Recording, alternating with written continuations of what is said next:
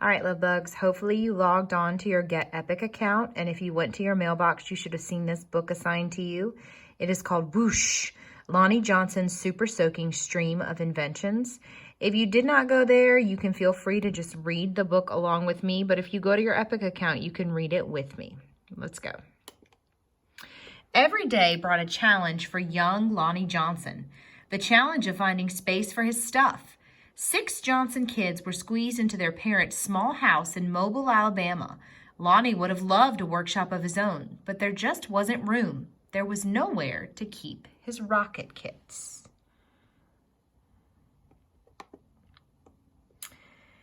Bolts and screws and other spare parts his dad let him bring in from the shed and various other things he'd hauled back from the junkyard.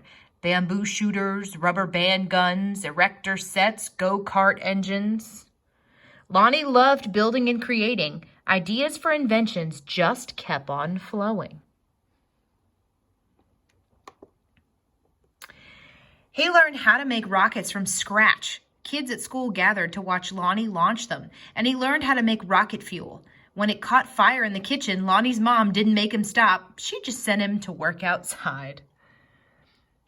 Lonnie wanted to spend his life designing things, building things, and getting them to work. He wanted to be an engineer. However, Lonnie took an exam that said he would not make a very good one. His dream had been challenged. Lonnie was discouraged, but he knew that whoever had graded his test hadn't met Linux. Inspired by a TV show, Lonnie had built his own robot. He made it out of scrap metal and named it Linux. Compressed air cylinders and valves allowed Linux's body to turn and its arms to move. The switches came from an old broken jukebox. Lonnie used a tape recorder to program Linux, and as a bonus, the reels looked like eyes. Lonnie wanted to enter his creation in a science fair, but he couldn't get the transmitter to work. Without it, Lonnie couldn't send commands to Linux. Science fairs came and went. Lonnie missed one and then another until he got an idea. Now, Lonnie may or may not have asked before he borrowed his little sister's walkie-talkie. Uh-oh. But it fixed the transmission issue. His school's team took freshly finished Linux to a 1968 science fair at the University of Alabama, where only 5 years earlier, African-American students hadn't even been allowed. Having to compete in a place that still wasn't very welcoming? Now that was a challenge with a capital C. Against other schools from all over the state, Lonnie's team won first place. It's pretty awesome. I want a robot. Soon, Lonnie left home to go to college at Tuskegee Institute, where he stood out as a self-confident, insightful, creative thinker. He stood out as a student who asked the right questions, precisely defined problems, and formulated solutions. And he stood out as the guy who built his own booming sound system out of cast-off electronics. It even had lights that flashed in sync with the beat. Lonnie sometimes studied right in the middle of his own parties. The extra studying paid off because he became an engineer after graduation, and that took him beyond Alabama. Way beyond. When NASA was sending an orbiter and probe called Galileo to Jupiter, the space agency needed to ensure a constant supply of power to the orbiter's computer memory. The engineer who had to figure out how to do it was Lonnie. His challenge was to come up with a lightweight backup system able to keep essential functions going in case the main power was lost. It wasn't that easy. It wasn't obvious, but Lonnie found a solution. Some of NASA's Jet Propulsion Laboratory doubted his idea would work. Lonnie convinced them it would, and he was right. As it photographed Jupiter and its moons, Galileo was supported by the power package that Lonnie designed. Much of what we know about Jupiter could have been at a risk in a power failure if not for Lonnie.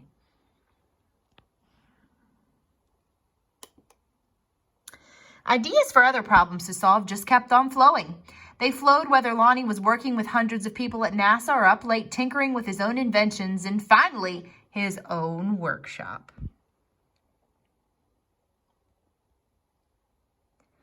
Lonnie knew the world's millions of refrigerators and air conditioners needed a new cooling system, one that didn't use R12. a chemical that was bad for the environment. He had an idea for using water and air pressure instead.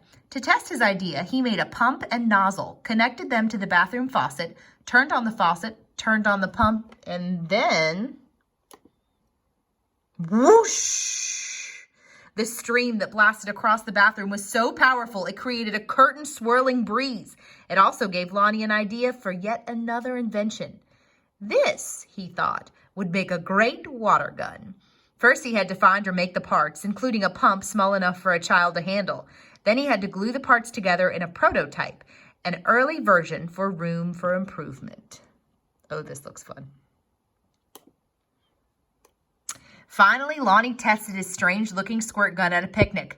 "Does it really work?" a man asked. "Sure," Lonnie said. "Wanna see?"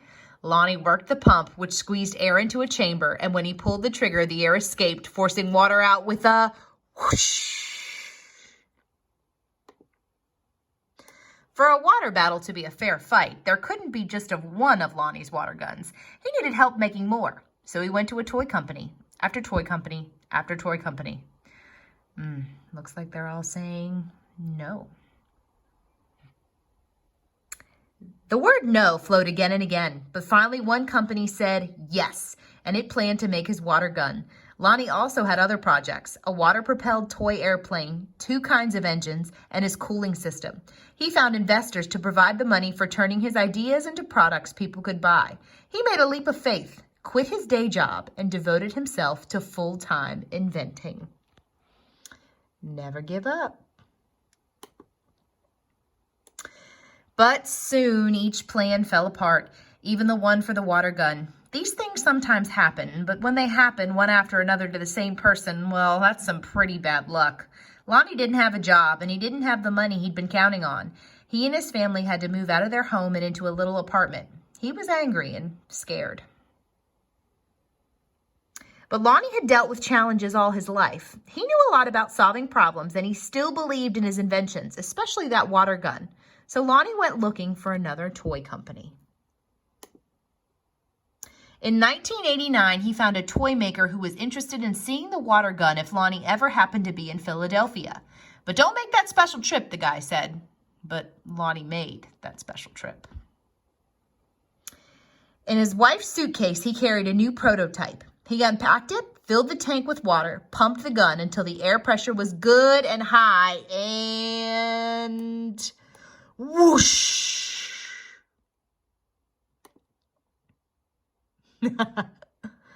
Wow. Kids everywhere agreed with that wow. Lonnie's water gun, called the Super Soaker, became a smash hit, and in no time there were Super Soakers in the backyards and on beaches and parks and playgrounds. Each sale of a Super Soaker put a little money into Lonnie's pocket. And all those hours, all those years that Lonnie spent in his workshop had paid off big time. Now he could afford to do just about anything he wanted.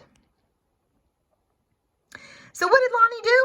He got a bigger workshop, which is where you'll find him today, because facing challenges, solving problems, and building things are what Lonnie Johnson loves to do, and his ideas just keep on flowing.